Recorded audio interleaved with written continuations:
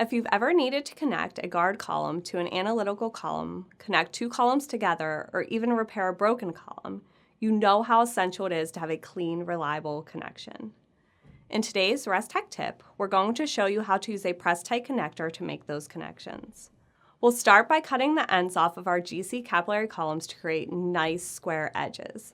Once you have completed the cut, be sure to clean the end of the column using a lint-free wipe with a solvent like methanol or acetonitrile to remove any fragments. Now, while holding the press-tight connector in one hand, gently insert the column end into the connector until it is gripped firmly in the radial restriction. A continuous brown ring where the column end compresses inside the connector indicates a proper connection. Be careful not to press too hard, as this could crush the end of the column. And now we simply repeat the process to insert the other column into the connector.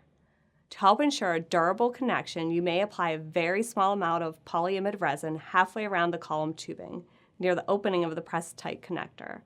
Allow 30 minutes to air dry. Now you're ready to install the column. After the column is installed and the carrier gas flow is on, there are several important steps you should perform before using. Leak check the connections before and after the column is heated using an electronic leak detector. Test the integrity of the connection by injecting an unretained compound and carefully inspect the peak shape. Symmetrical peaks indicate a proper connection.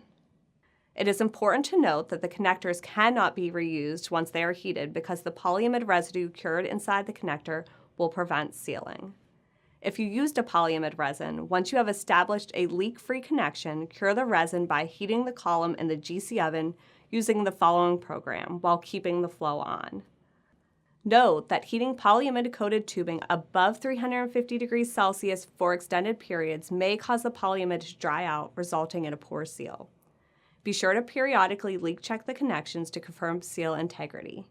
And that's it, you're done. That's all that's needed to create a seal between two columns.